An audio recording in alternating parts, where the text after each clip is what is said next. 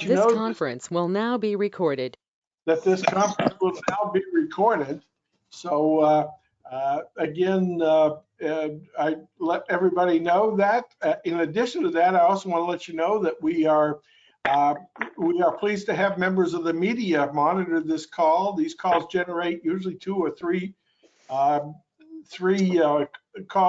media stories a week, so we're pretty pleased about that as well. And it's my pleasure to introduce to you one of my board members, Terrence Reeves, I'm excited to hear about his involvement as president of the Concerned Black Men of Nacogdoches. Their mission is to accomplish, they accomplish their mission by caring for our youth, by providing guidance, support, and encouragement to children while stabilizing families, positioning them to lead healthy and productive lives. You don't have to talk to Terrence very long to get a sense of his passion for what he does, both professionally and in terms of his volunteer work. And we're blessed to have Terrence and his colleagues doing what they're doing for Nacogdoches' young people. So with that in mind, good morning, Terrence. Good morning, sir. How are you? Doing great, Terrence. Good. Give us an overview, Terrence. Okay, first of all, I'm honored to be on this call this morning. Thank you, Wayne and chamber staff. First of all, our name is Concerned Black Men of Nacogdoches, and we are a 501c3 nonprofit organization. And how this all began is just kind of give you a little origin of our history. In 1975, 5 Black police officers decided getting involved with some children that were basically headed toward gang activity. And they got together and formed an organization in 1975 in Philadelphia. And that's became the name of Concerned Black Men National. We do have a national office. We have 13 chapters throughout the nation. We have chapters in Los Angeles, New Orleans, Louisiana, Boston, Massachusetts, and also Washington, D.C., actually. Okay, so some of our programs that we deal with is we have the barbershop reading program here. We partnered with 4 different barbershops: Macias, Hair Fashion Unique, Witch Barbershop, and Barber Kings. So what we do is we provide high interest level books for kids while they're waiting to get a haircut. That's one of our programs. Another program we have is our Leadership Summit. Every year around the end of March, we bring in 100 middle school 8th graders to a summit that's basically on SFA campus. We do a half a day. What we do is we bring them in and kind of give them some breakout sessions on dominating your first quarter, leadership, and campus life. We actually have some students come in, talk to the kids about being on campus. So basically, a lot of times, most of the children here in Nacogdoches never get on SFA campus. So that's a way of introducing them to the college curriculum. Another one of our programs is our mentoring program. We partner with NISD. The school counselors from each campus has access to us. Any kid that they think is in need of mentoring, they're more than welcome to refer us to them. And we basically right now have about 13 kids locally right now. We also have a college scholarship program, and we're going to have our Valentine's Gala on Thursday of this week, February the 10th at 6:30 SFA Grand Ballroom. We still have tickets available. We basically raise money to give out scholarships to any graduating high school senior in Nacogdoches County. We do all the Nacogdoches County schools as well. And we try to probably usually give around 20 scholarships a year in that deal. And along with our scholarship program, we basically honor 3 citizens from the community that have shown some community commitment, performance throughout Nacogdoches County. Some of our past recipients were John Fleming, Campbell Cox, Bo McMichael, C.L. Simon, and the list goes on. But those are people that basically we want to honor for their commitment to this community. Okay. Another program that we've partnered with is the Shop with a Cop program through the relationship with John Fields, who is the University Police Department chief, and his staff, along with other local law enforcement agencies. We picked 10 kids from the elementary schools, and we actually took them to Walmart on a shopping spree. That was on December the 19th, and we had 10 kids in that program. We're also partner with NISD on the groundbreaking ceremonies for Carpenter Elementary. We actually supported them in providing T-shirts for every student at Carpenter Elementary to be a part of the celebration at the groundbreaking.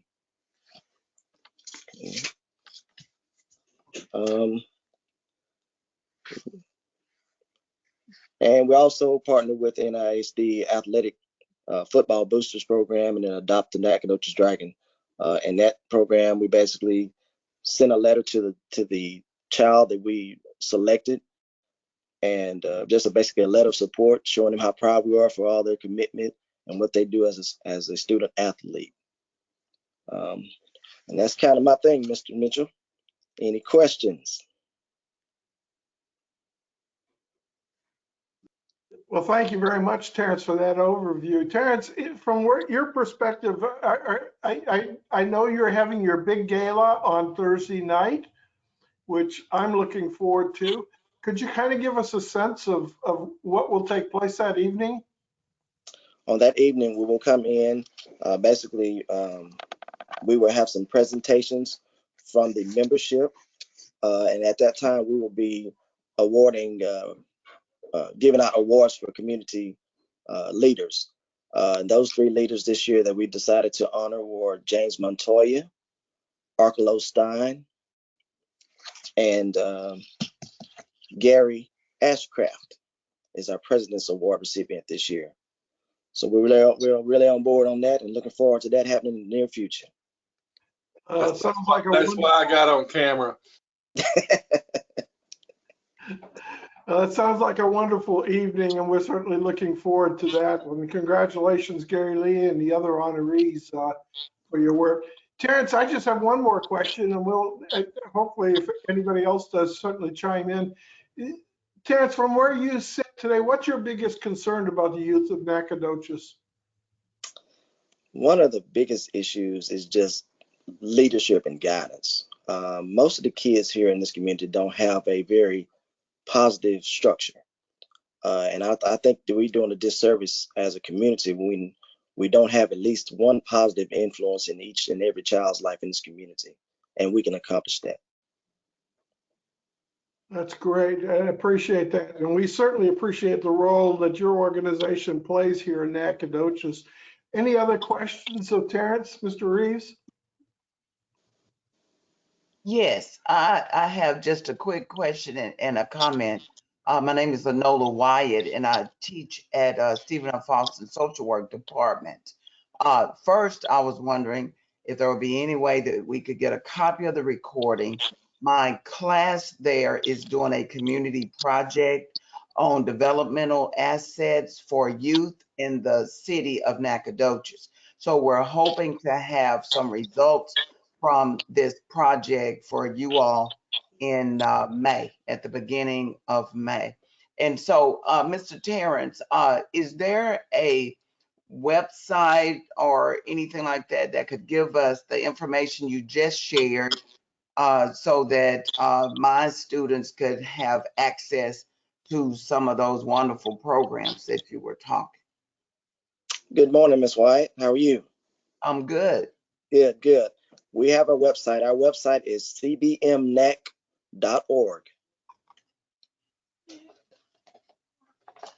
Okay, that's great. And I hope you'll be available for a key informant interview with my students. I will be. I have it on tape now, so Yep. you can't back out. Okay, yes, ma'am. You have all my contacts. You're more than welcome. All And right. Ms. Watt, I do want to let you know we do record this, and it'll be posted later this afternoon on the Chamber's website as well. So Great. you're certainly welcome to monitor the recording on that. And I suspect my colleague, the Executive Vice President of the Chamber, Kelly Augustine, has probably already posted some of that information in the chat section. I see she is on it. I see. She's always way ahead of me, so there you go. Any other questions of Mr. Reeves? Well, Terrence, again, I want to thank you and wish you well. We're looking forward to Thursday night and wish you and your colleagues the best as we move forward. I hope you'll feel free to let us know if there's any role we can play here at the Chamber, and I suspect the other organizations on this call. Let us know and we'll do our best to help you. Any final comments, Terrence? I think that's it. Look forward to seeing you guys on Thursday. Thank you, sir. Well, I'm pleased now to introduce the city manager of the great city of Nacogdoches. Would you please welcome Mario Canizares, please? Good morning, Mr. Manager. Hey, good morning, everybody. Good morning, Wayne. Good morning, Terrence, and everyone on the call. Appreciate Terrence's comments. I look forward to this Thursday evening at the gala and to honor Gary Lee and others as they get their awards. So it's going to be a really great evening. My report will be very brief. Normally, we would be preparing for City Council next Tuesday, the 15th of February, but we have actually moved that meeting to the 22nd of February because along with Larissa Philpot, Steve Bartlett, our city engineer, and city mayor, myself will be with Wayne and the chamber, along with the Angelina Chamber in Austin next week. So we'll be traveling down to Austin in support of Chamber Days there in Austin, and so we've decided to push that meeting to about another week. Just so the community knows and folks on this call, one of the items that will be up for consideration on the 22nd will be an action item or action items presented to council to consider resolutions of support, no opposition or denial for some of the low-income housing tax credit applications that have come to light here recently. And so we've got 3 developments that are coming forward and that will be considered for council on that Tuesday the 22nd. And that's really all I have, Wayne, unless anybody has any questions. Any questions for City Manager Mario? So Mario, one of the things, thank you for your noticing me, I always like that. One of the things that I've heard you talk about this, I'm reading about it, and we have requests for letters of support, not going to move on it until the city comes to conclusions. Does the conclusion halt the development if you say no go, or does it matter? I mean, I'm not understanding that. Sure, and Larissa's on the call too, and she may have to expound on this, but it is my understanding, Gary Lee, that the city council's resolution is just one component of many that's required through this process. So just because if the city approves it, that doesn't necessarily mean the project happens, because it still is reviewed through the state. But it's very possible if the city council moves to deny its letter of support, it can theoretically still happen depending on the point score that it gets through its review. So I guess at the end, the city council's decision is not the only determining factor whether a project is given its approval through the state's review. And I may turn it over to Larissa to see if I've misspoke, but I believe I'm somewhat accurate in that statement. Thank you, Mario. Appreciate it. Yep, Mario was correct. The city council resolution is a very high scoring point total for these applications. These are competitive applications. They get points from their city council, state rep, local community organizations, neighborhood organizations. We don't have any formal neighborhood organizations per the state definitions in that area, so they can't get points for that. So they kind of are, they're looking for that highest point total. So there is a chance, as Mario said, if city council didn't approve and they picked up a bunch of unexpected points in other areas, the application could still go forward. That's pretty rare. It usually does not happen that way. So it's kind of one of those things where we don't expect it to happen that way, but we can't say that it with 100% certainty that it would not move forward without the city council's approval. And And our keep in mind- process, it can't move forward without board approval. So you know, and I'm kind of waiting on the city, kind of see where we go, Sure. and go from there. Sure, that makes sense, and that's the way it's done in a lot of cases. Also keep in mind that one of these proposed developments has the correct zoning, the other two do not, and so they would still have to go through a separate zoning process that is completely independent of this resolution of support. Does that help you out, Gary Lee?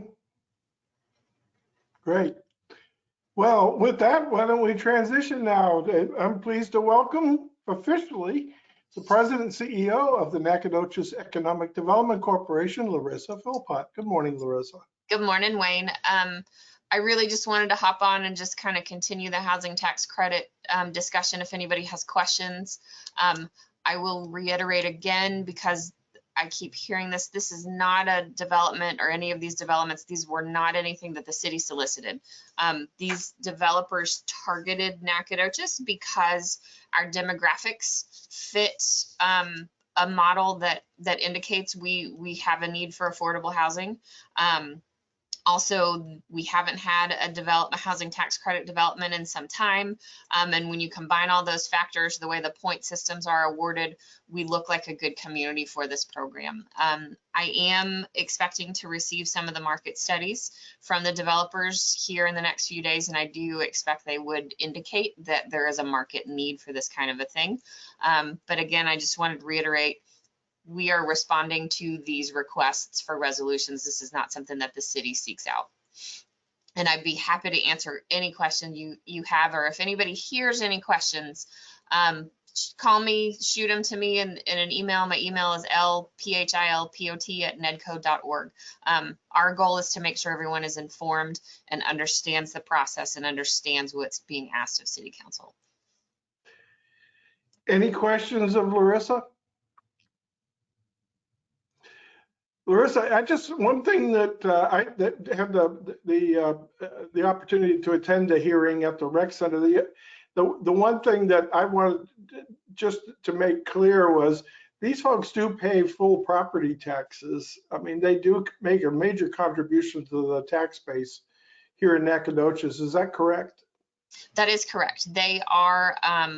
There are 2 for-profit companies and 1 nonprofit company left, and even the nonprofit development did state that they would be paying full property taxes.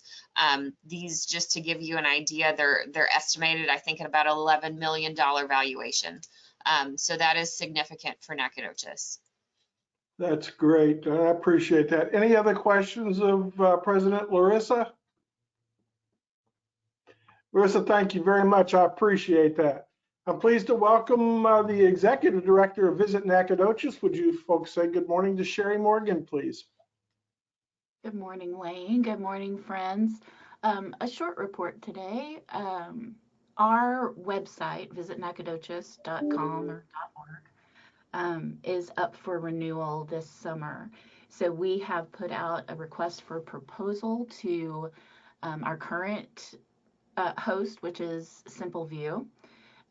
A company called Tempest and a company called Sapphire. So we are looking forward to our current company that we're with. Simple View is a great company. They're sort of the industry standard in tourism and destination management.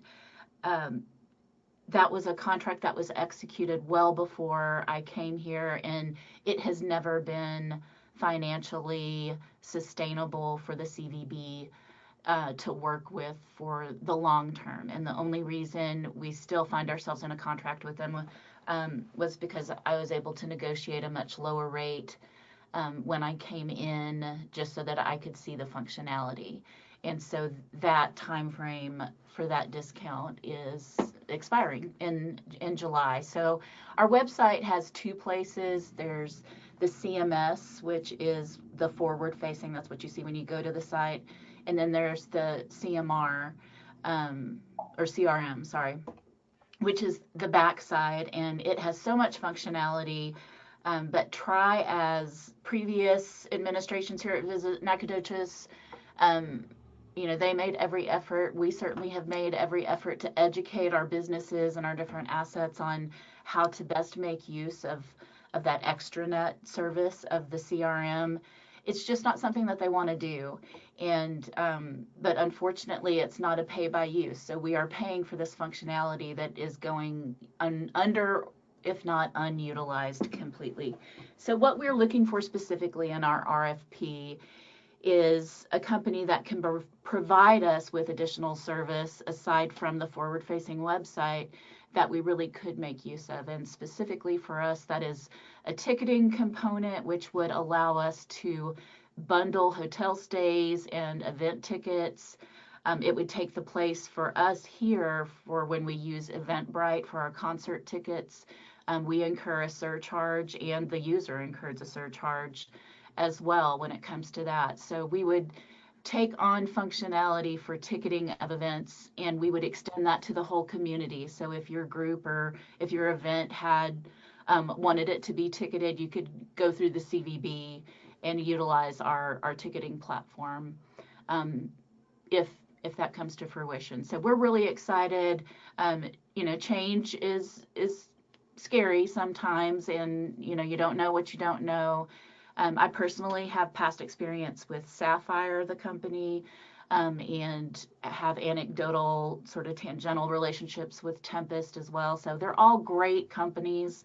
One's not better or worse than the other. They just provide different services, and we really need something that looks at the money that we realistically have to spend on that and getting the most bang for our buck. So that's sort of where our focus is on right now for February and March. We're in that process, and we're excited, and we'll keep you up to date on that. But again, if we acquire some kind of ability or functionality or service that we can extend to our partners and stakeholders in the community, please know that we are going to do that. Ashley is on the call here, and over in the comments, she'll post some links for you. I want to encourage everybody to sign up for our newsletter. Never since I've been here have we had a really great newsletter that is consistent, that is beautifully designed, informative, and Ashley really has set the bar so high on the newsletter that she puts out monthly. So please sign up for that. Make yourselves ambassadors of this city, and just for your own benefit. Keep in touch with the events that are going on. So kudos to Ashley on the newsletter. And also I want to encourage you all to follow us on social media as well. We have a huge presence on Facebook and on Instagram and Twitter. Those are two platforms we're trying to grow. So if you could follow us on those, that would help us out tremendously as we navigate and negotiate the algorithm of social media. And that's one of the metrics that we use in our contract of service with the city that measures our success. So the more followers we can get, the better. And again, every week, Ashley pushes out a what's happening hot sheet of activities that are happening from that Wednesday all the way through to the following Tuesday, and up-to-date event information and event invitations to Knack Snack Fridays, our concert series, all those things that Joanna is working behind the scenes to pull off and put on. Ashley is putting out that information about all of that on our social media. So please like and follow on that. And then lastly, I know Wayne speaks often about the collaboration between the chambers of Lufkin and Nacogdoches, and Mayor Mize and City Manager Canizares have met with their counterparts in Lufkin.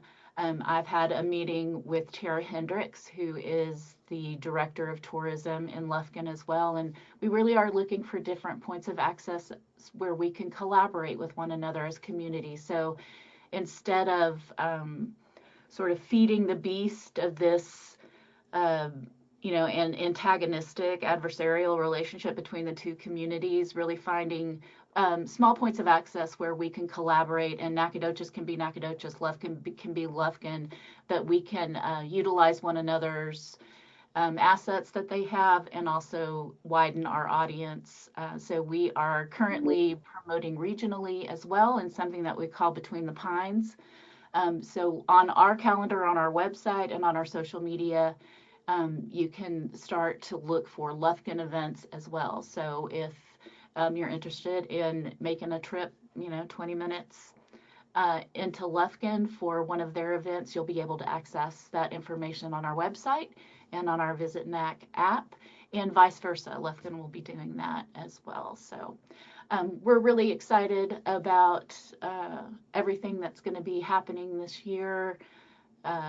We've on the tails, we hope, of Omicron, and people seem to be more comfortable moving fluidly in their travels, and so that is a great indicator for us here at the Visitor Center. We had a couple of slow days. There may have just been, one or two people a day when the cold really hit, but the people that are coming through are enthusiastic about visiting Nacogdoches and learning about what we have to offer, and that, my friends, is largely, if not wholly, due to you. So thank you, as always, for everything that you do in ways big and small to make Nacogdoches a great place to visit. Thank you, Sherry. Any questions for Sherry?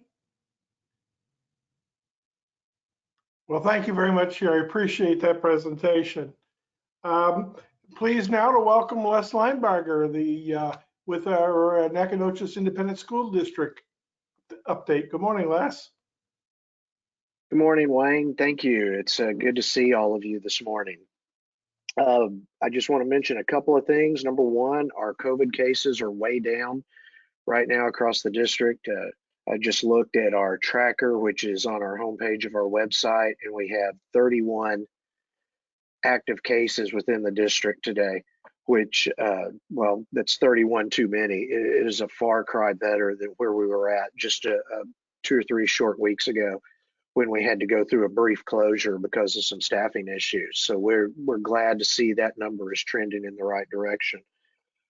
Also, coming up over the next few weeks, as many of you are aware of, we've got a new campus that is getting ready to open up this summer, the new Emelia Carpenter Elementary School.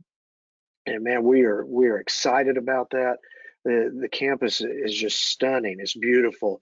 If you drive by it there on the Southeast Loop, it just looks so great coming up out of the ground there. And I've been on the inside a couple of times here lately. It's just going to be a fabulous addition to what we have to offer here for our students. However, that means there's going to be some things that have to take place as far as how we draw up our attendance boundaries within the district. So over the next few weeks, we're going to have some public meetings. Tuesday, February 22nd, we're going to be at Fredonia Elementary at 6 p.m. that evening to meet with parents and interested stakeholders. The following Tuesday, on March 1st, we're going to be at Nettie Marshall at same time, 6 p.m.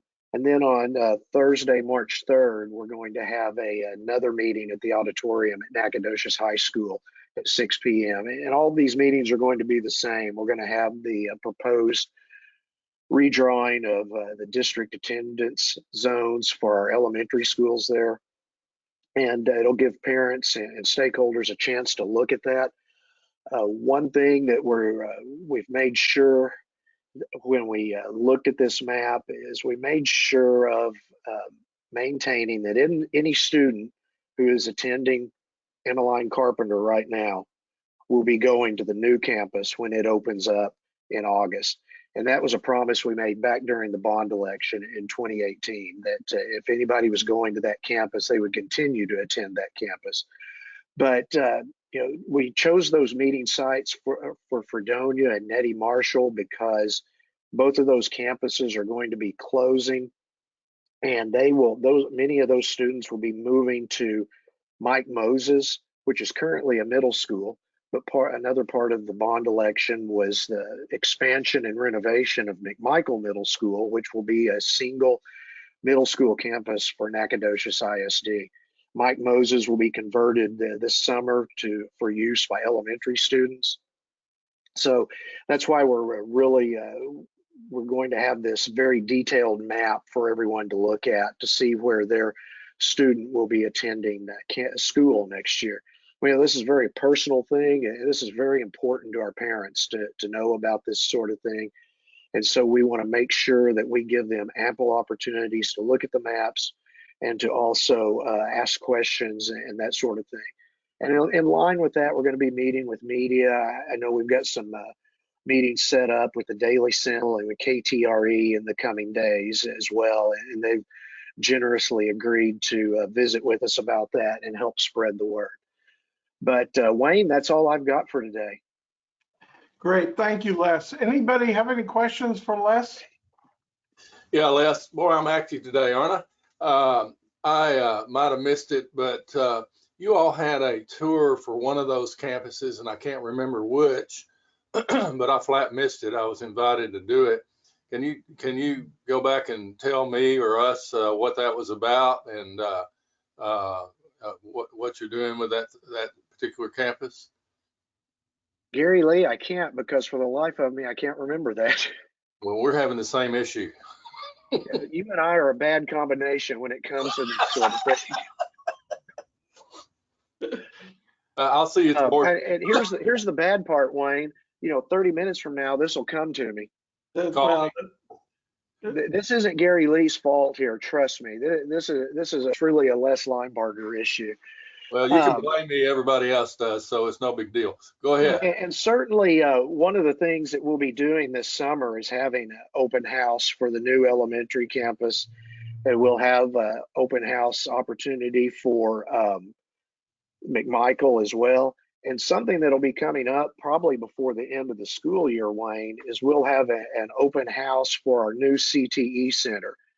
Now that has been completed for some time, and our students are actually using it, but we wanted to wait and have that open house once the renovations of the existing CTE areas are complete, and that's getting closer, and we hope in the coming weeks we'll be ready to announce an open house for that. And I know that Kelly's shaking her head there, nodding her head there, that you guys have reached out to us about having some sort of a grand opening there. And that's something we'll certainly want to do, because that CTE center and the new part, as well as the renovated area, is stunning. It's just incredible, the amount of technology and the opportunity that's going to be provided there, not only for our students and our staff, but what we'll be able to offer the community as well. Sorry, Gary Lee, but I can't remember what the other thing was. That's fantastic. Well, thank you, Les, very much. Any other questions of Les? Well, thank you, Les. I appreciate that update. I'm pleased now to welcome my good friend and the director of the Naconoches Expo and Civic Center. I'm having a little trouble. Can you hear me? Is it echoing? Can you hear me? Can you hear me now, Wayne? Okay, good. I'm sorry. I've got my phone up and I've got my computer up. I'm having trouble over here, so pardon me.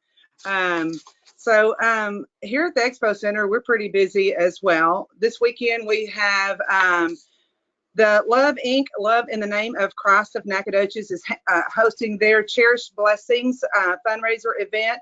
Their tickets are available at loveincnac.org.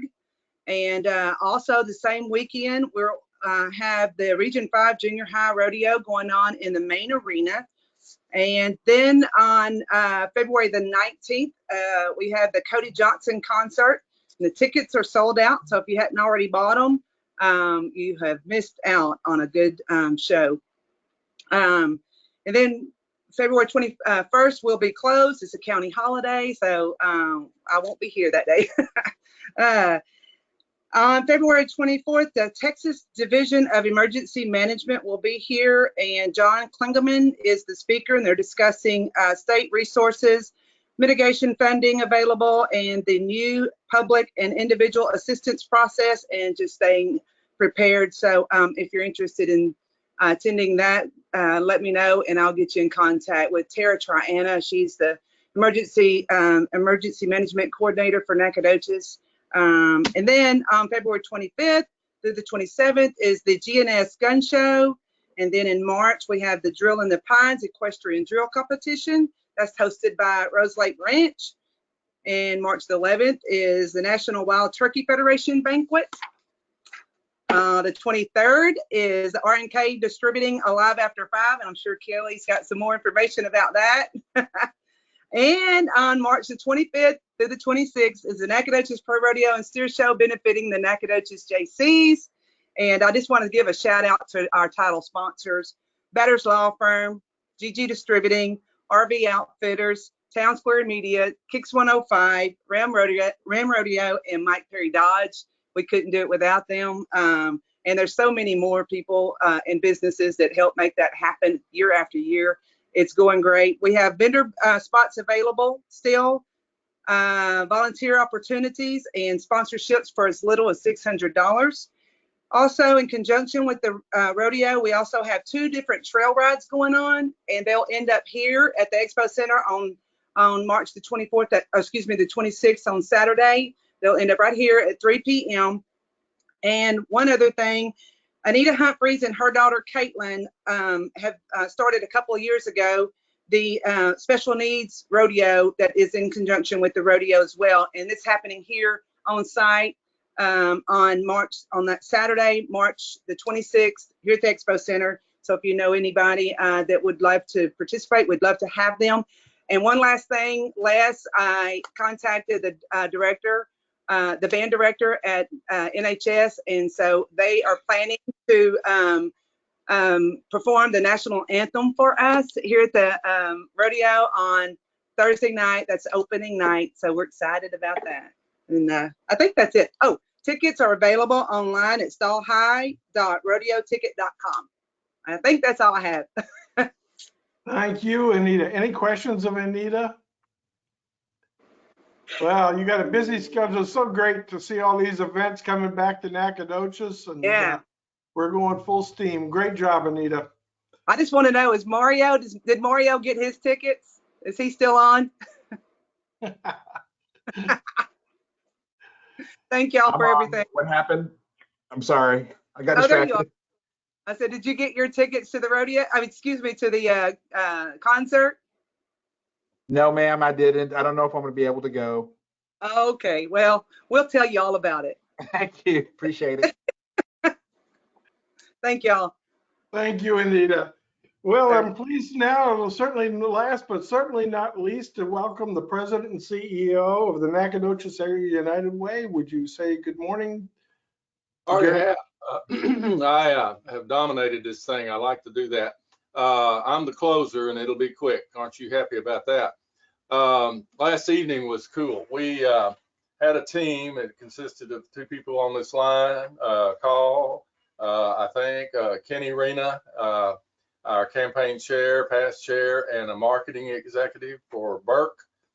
Caroline Ellen Garner, our executive vice president, marketing type person, and Stacy Dix, who works with McWilliams and Son, and she is marketing executive and leader for McWilliams and Sons company. We attended a class of about at 7 o'clock. That's way near my bedtime. Of folks that were grad students. It's kind of a upper level class of marketing students. It's under the leadership of Dr. Marlene Kayla, who I invited her to help us with this. And we made presentations about every aspect of the United Way. Caroline and Kenny and Stacy did a great job. I just talked about the fluff of it.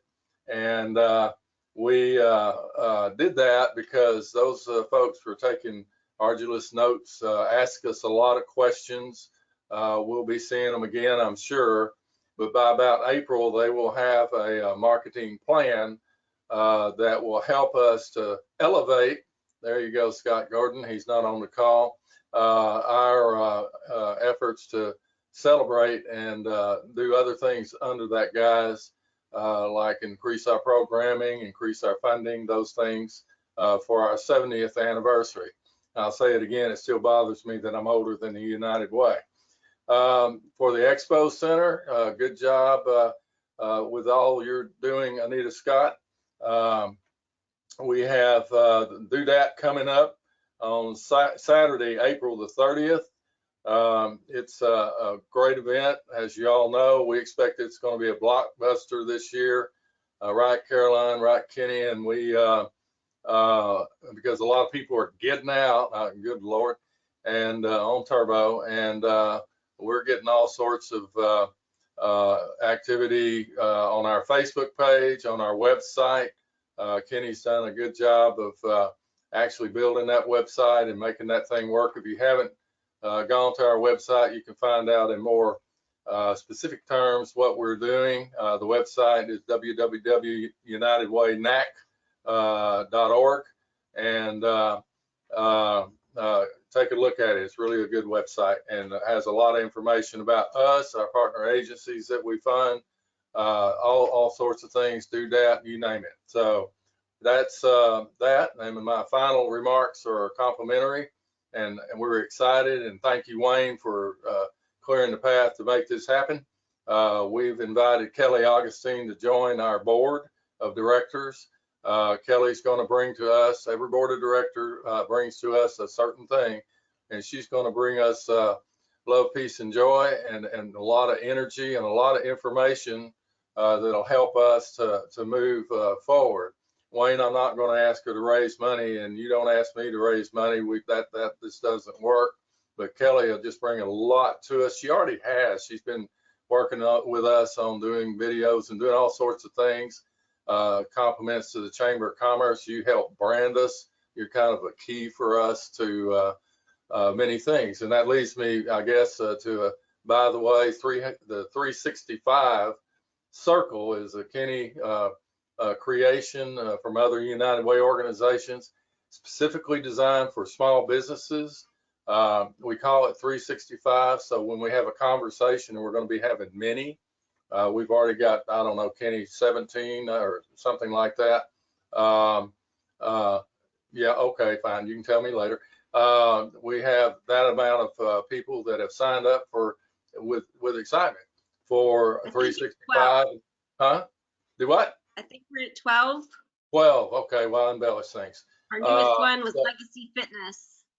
Oh, okay. Yeah, Legacy Fitness. I signed up because they will take my fine my fine ARP card. That's a benefit, Wayne. We can go work out together thank you all who pay taxes. But anyway, back to the point, 365, the concept is $1 a day. And if you're running a small business, a workplace, or a United Way campaign, payroll deduction plan, just as difficult for a small business to do. And $365, or if they want more deliverables, Sherry Morgan taught me that term, like videos and different things, Facebook Live, they can go to a leadership position, which is $600 investment partnership with the United Way. That's it. Live United. Thank you, Gary Lee. Any questions of Gary Lee? See, you answered them all, Gary Lee. Thank you very much, sir. Appreciate that. Well, any other comments from anybody on the call or any announcements?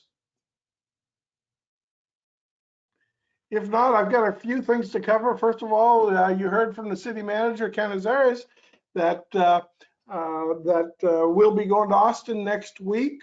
We've got an entourage now approaching about 25, 30 people going down. The delegation will be led by Kelly Augustine from the chamber, and we've got a power-packed agenda for Wednesday and some targeted meetings for Tuesday. So if you're able to join us, we'll look forward to it. And want to let you know the Lone Star Legislative Summit, again, I remind you, is going to be on April 7th and 8th. some of you folks are going to get some special invites to events coming up that we're partnering with our friends from Lufkin. So stay tuned on that, and we should have that information out very, very soon. With that, I want to thank everybody for joining us today, especially Terrence Reeves for your outstanding presentation. We look forward to Thursday night's gala, and want to thank all of you folks for joining us here today as well. Terrence, continued success with your great organization.